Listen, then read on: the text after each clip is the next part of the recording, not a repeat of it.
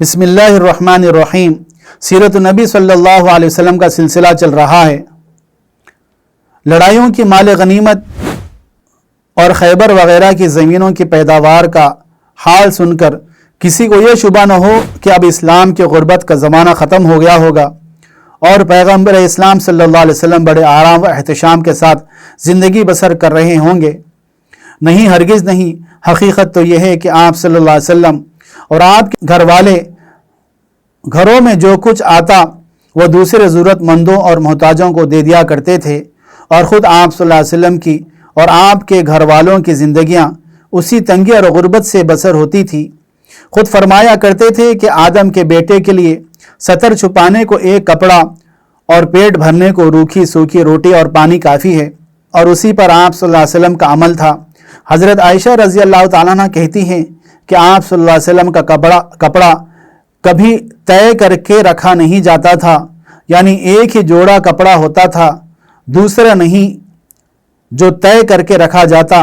آپ صلی اللہ علیہ وسلم کے گھروں میں اکثر فاقہ رہتا تھا اور کئی دنوں تک رات کو کھانا نہیں ملتا تھا۔ دو مہینوں تک لگاتار گھروں میں چولہے جلنے کی نوبت نہیں آتی تھی۔ چند کھجوروں پر گزارا ہوتا۔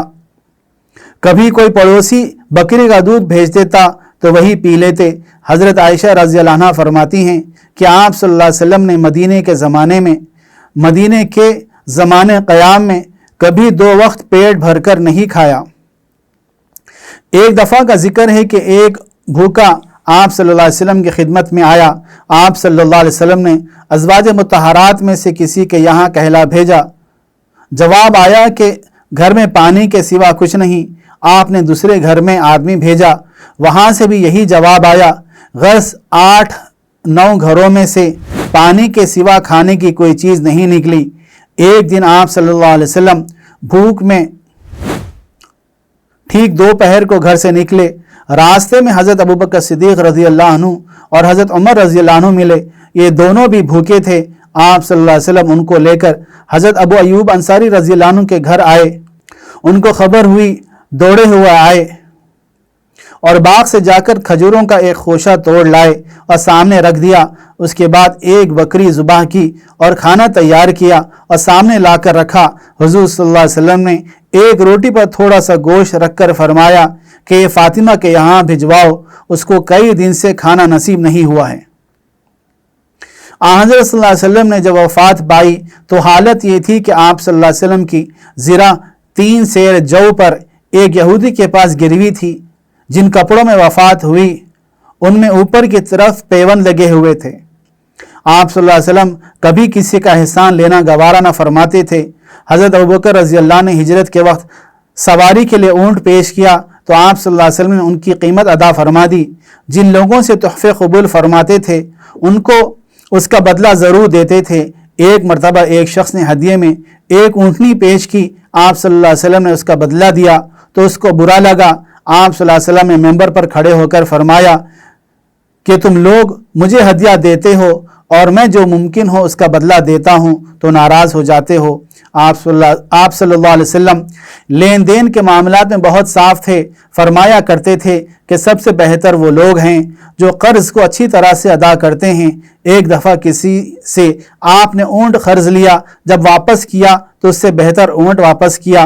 ایک بار کسی سے ایک پیالہ استعمال کے ارادے سے عاریت پر لیا، یعنی استعمال کے لیے لیا، اتفاق سے وہ گم ہو گیا تو آپ صلی اللہ علیہ وسلم نے ان کا تاوان ادا فرمایا۔ آپ صلی اللہ علیہ وسلم نے اس کا تاوان ادا فرمایا۔ جو وعدہ فرماتے اس کو پورا فرماتے تھے، کبھی بد عہدی نہیں فرماتے۔ صلح حدیبیہ میں ایک شرط یہ بھی تھی کہ مکے سے جو مسلمان ہو کر مدینہ جائے گا وہ مکے والوں کے مطالبے پر واپس کر دیا جائے گا۔ چنانچہ ایک صحابی ابو جندل رضی اللہ عنہ مکے سے بھاگ کر مدینہ آئے اور آپ سے فریاد کی۔ سب مسلمان یہ دیکھ کر تڑپ گئے، لیکن آپ صلی اللہ علیہ وسلم نے صاف فرما دیا کہ اے ابو جندل صبر کرو، میں بد عہدی نہیں کروں گا، اللہ تعالیٰ تمہارے لیے کوئی راستہ نکالے گا۔ سچائی آپ صلی اللہ علیہ وسلم کی ایک ایسی صفت تھی کہ دشمن بھی اس کو مانتے تھے۔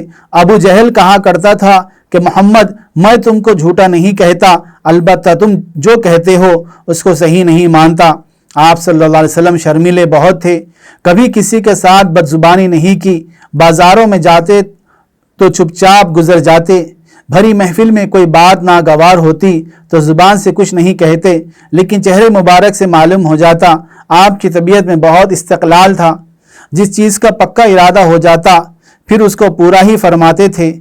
غزوہ احد میں صحابہ سے مشورہ کیا، سب نے حملے کی رائے دی، لیکن جب آپ زرہ پہن کر تشریف لائے تو رک جانے کا مشورہ دیا گیا۔ آپ نے فرمایا پیغمبر زرہ پہن کر اتارتا نہیں۔ آپ صلی اللہ علیہ وسلم کی بہادری بے مثال تھی۔ ایک بار مدینے میں شور ہوا کہ دشمن آگے، لوگ مقابلے کے لیے تیار ہوئے، لیکن سب سے پہلے حضور صلی اللہ علیہ وسلم نکل پڑے اور گھوڑے پر زین کے بغیر گشت لگائے اور واپس آ کر لوگوں کو تسلی دی کہ کوئی خطرے کی بات نہیں ہے۔ مزاج مبارک میں سادگی بہت تھی، کھانے پینے، پہننے اوڑھنے، اٹھنے بیٹھنے کسی چیز میں تکلف نہیں فرماتے تھے۔ جو سامنے آ جاتا وہ کھا لیتے، پہننے کے لیے موٹا کپڑا مل جاتا تو اس کو پہن لیتے، زمین پر، چٹائی پر، فرش پر جہاں جگہ ملتی بیٹھ جاتے تھے۔ خدا کی نعمتوں سے جائز طور پر فائدہ اٹھانے کی اجازت آپ نے ضرور دی ہے، لیکن تن آسانی اور عیش پسندی کو پسند نہیں فرمایا۔ ایک بار حضرت عائشہ رضی اللہ عنہا کے پاس تشریف لے گئے تو دیکھا کہ گھر کے چھت گیر وہ کپڑا جو چھت کے نیچے لگایا جاتا ہے لگی ہوئی ہے۔ اسی وقت پھاڑ ڈالی اور فرمایا خدا نے ہم کو دولت اس لیے نہیں دی ہے کہ اینٹ پتھر کو کپڑے پہنائے جائیں۔ ایک بار حضرت فاطمہ رضی اللہ عنہ کے گلے میں سونے کا ہار دیکھا تو فرمایا کیا تمہیں اچھا لگے گا کہ لوگ کہیں کہ پیغمبر کی لڑکی اور اس کے گلے میں آگ کا ہار ہے؟ دنیا سے بے رغبتی کے باوجود آپ صلی اللہ علیہ وسلم کو خشک مزاجی اور روکھا سوکھا پن پسند نہ تھا، کبھی کبھی دلچسپی کی باتیں فرما لیا کرتے تھے۔ ایک بار ایک بوڑھیا آپ کے پاس آئی اور جنت کے لیے دعا کی، درخواست کی۔ آپ صلی اللہ علیہ وسلم نے فرمایا بوڑھیا جنت میں نہ جائے گی۔ اس کو رنج ہوا، روتی ہی واپس چلی۔ آپ صلی اللہ علیہ وسلم نے لوگوں سے کہا کہ اس سے کہہ دو کہ بوڑھیا جنت میں نہ جائے گی مگر جوان ہو کر ضرور جائے گی۔ بعض لوگ رات دن نماز روزے میں مشغول رہنا چاہتے تھے، اس کی وجہ سے بیوی بچے نیز اپنے جسم کا حق پورا نہ ہونے کا اندیشہ تھا، اس لیے حضور صلی اللہ علیہ وسلم ان کو روکتے تھے۔ حضرت عبداللہ بن عمرو رضی اللہ عنہ کے متعلق معلوم ہوا کہ انہوں نے ہمیشہ دن میں روزے رکھنے، رات بھر عبادت کرنے کا عزم کیا۔ آپ صلی اللہ علیہ وسلم نے ان کو بلا بھیجا اور پوچھا کیا یہ خبر صحیح ہے؟ انہوں نے کہا ہاں۔ فرمایا تم پر تمہارے جسم کا حق ہے، آنکھ کا حق ہے، بیوی کا حق ہے۔ آپ صلی اللہ علیہ وسلم کے احتیاط کا یہ عالم تھا کہ کسی کے گھر جاتے تو دروازے کے دائیں یا بائیں کھڑے ہوتے اور اس سے اجازت مانگتے، سامنے اس لیے نہیں کھڑے ہوتے تھے کہ نظر گھر کے اندر نہ پڑ جائے۔ صفائی کا خاص خیال رہتا۔ ایک شخص کو میلے کپڑے پہنے دیکھا تو فرمایا اس سے اتنا نہیں ہوتا کہ کپڑے دھو لیا کرے۔ گفتگو ٹھہر ٹھہر کر فرماتے تھے، ایک ایک جملہ الگ الگ ہوتا تھا، کسی کی بات کاٹ کر گفتگو نہ فرماتے، جب بات ناپسند ہوتی تو اس کو ٹال دیتے۔ آپ صلی اللہ علیہ وسلم زیادہ تر چپ رہتے تھے، بے ضرورت گفتگو نہ فرماتے تھے، ہنسی آتی تو مسکرا دیتے۔ آپ صلی اللہ علیہ وسلم ہر لحظہ اور ہر لمحہ خدا کی یاد میں لگے رہتے تھے، اٹھتے بیٹھتے چلتے پھرتے غرض ہر وقت اسی کی خوشی کی تلاش رہتی اور ہر حالت میں دل اور زبان سے اللہ کی یاد اور ذکر جاری رہتا تھا۔ صحابہ کی محفلوں میں یا بیویوں کے حجروں میں ہوتے اور یکایک اذان کی آواز آتی، آپ صلی اللہ علیہ وسلم اٹھ کھڑے ہوتے، رات کا بڑا حصہ خدا کی یاد میں گزرتا، کبھی پوری رات نماز میں کھڑے رہتے تھے اور بڑی بڑی صورتیں پڑھتے تھے۔ آپ صلی اللہ علیہ وسلم اللہ تعالیٰ کے بڑے پیارے پیغمبر تھے، پھر بھی فرمایا کرتے تھے کہ مجھ کو کچھ نہیں معلوم کہ میرے اوپر کیا گزرے گی۔ ایک مرتبہ بڑے پر اثر الفاظ میں فرمایا، اے قریش کے لوگو، تم لوگ اپنی خبر لو، میں تم کو خدا سے نہیں بچا سکتا۔ اے عبد مناف، میں تم کو خدا سے نہیں بچا سکتا۔ اے عباس بن عبد المطلب، میں تم کو بھی خدا سے نہیں بچا سکتا۔ اے صفیہ رسول اللہ کی پھوپھی، میں تم کو بھی خدا سے نہیں بچا سکتا۔ اے محمد کی بیٹی فاطمہ، میں تم کو بھی خدا سے نہیں بچا سکتا۔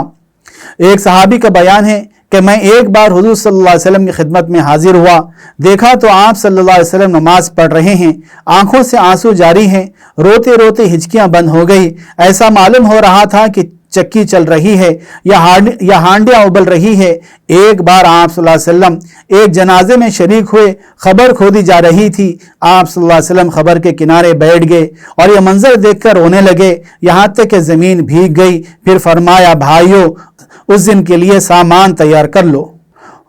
حضور پنور صلی اللہ علیہ وسلم کے مبارک حالات اور آپ صلی اللہ علیہ وسلم کے بہترین اخلاق و عادات گزر چکے ہیں۔